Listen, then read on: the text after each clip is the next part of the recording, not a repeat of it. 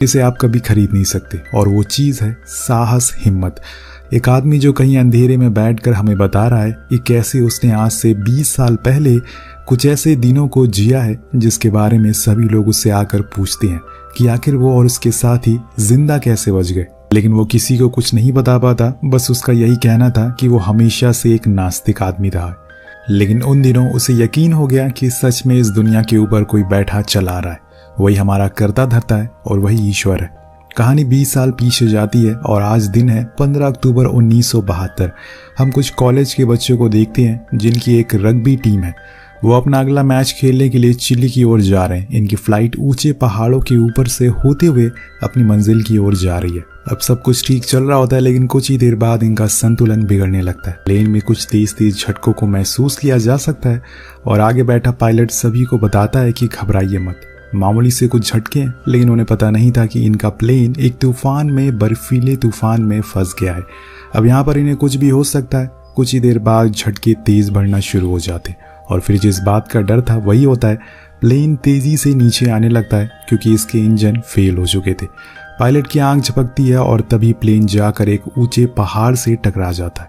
उसकी टेल उससे अलग हो जाती है। पीछे वाले हिस्से में जितने भी लोग थे उनके सामान के साथ साथ सभी नीचे गिर जाते और मौके पर ही उनकी मौत हो जाती है। लेकिन आगे वाले अभी भी जिंदा थे। पर जब प्लेन आगे जाकर एक और बार पहाड़ से टकराता है तो उन्हें और चोट आती है, क्योंकि इस बारी प्लेन पूरी तरह से सिमट चुका था और जितनी भी सीट और उनके सामान थे वो सब कुछ आगे आ जाते और उसमें उन्हें काफ़ी चोट आती है।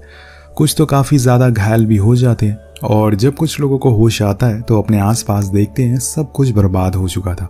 उनके शरीर के अंदर बहने वाला खून तो यहाँ तक जम रहा था। कुछ तो ऐसे थे जो ठंड से ही मारे जाते हैं। कुछ लोग बाहर जाते हैं तो देखते हैं कि प्लेन के आगे वाले हिस्से में अभी एक पायलट होश में है और उन्हें उनके रेडियो को कैसे ऑन करना है ये पूछते हैं, लेकिन इसका कोई फायदा नहीं था क्योंकि रेडियो की बैटरी जा चुकी थी। ऐसे में उन्हें बस किसी रेस्क्यू प्लेन के आने का इंतजार करे जाते हैं, यानी कि जितने भी लोग बचे हुए हैं उन्हें अब खुद का ख्याल खुद ही रखना होगा, क्योंकि कुछ ही देर बाद अंधेरा होने वाला है और ऐसे में ठंड पूछा था, ठंड उससे कई गुना ज्यादा है और उस ठंड को तो कुछ लोग बर्दाश्त भी नहीं कर पाते। और जो पैसेंजर दिन वो क्रू मेंबर बताता है कि अगर हमें किसी को सिग्नल देना है तो हम रेडियो की मदद से गई थी, लेकिन वहां पर खड़े लोगों को यकीन था कि इन्हें कोई ना कोई ढूंढने के लिए जरूर आएगा, तब तक इन्हें खुद को जिंदा। उसी समय इन्हें एक हेलीकॉप्टर की आवाज भी सुनाई देती है, लेकिन आसमान में इतनी धुंध होती है कि इन्हें बस आवाज ही सुनाई देती है। हमें जो सच है वो अपनाना चाहिए, ना कि झूठ का सहारा लेकर खुद को जिंदा रखना चाहिए। और यही सच है कि वो लोग बताते हैं कि वो मर चुकी हैं। अब ये सुनकर वो रोना शुरू कर देता है, पर उसे बताया जाता है कि तुम्हारी बहन सैंजो अभी जिंदा है। लेकिन वो बहुत ही अब नंदो पूरी रात अपनी बहन की देखभाल करता है। उसे क्या पता था कि ये सफर उसके लिए ऐसा शापित बन जाएगा।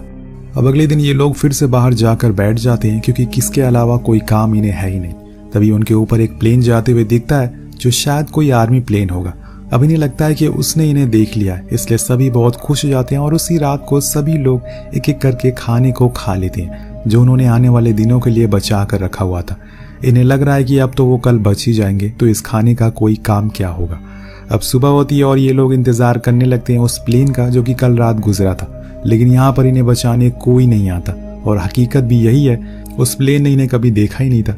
और जब एंटोनियो सोकर उठता है तो वो सभी को खाना बांटने के लिए जाता है हैं और जिंदा रहने के लिए इन्हें ये करना ही पड़ता है। सभी बहुत भूखे थे, इसलिए अब आ जाते हैं और उन्हें खाना शुरू कर देते हैं। लेकिन ये देखकर नंदो को बहुत बुरा लगता है क्योंकि उन लाशों में 2 लोग उसके अपने ही थे, लेकिन वो मजबूर है, वो कुछ कर नहीं सकता।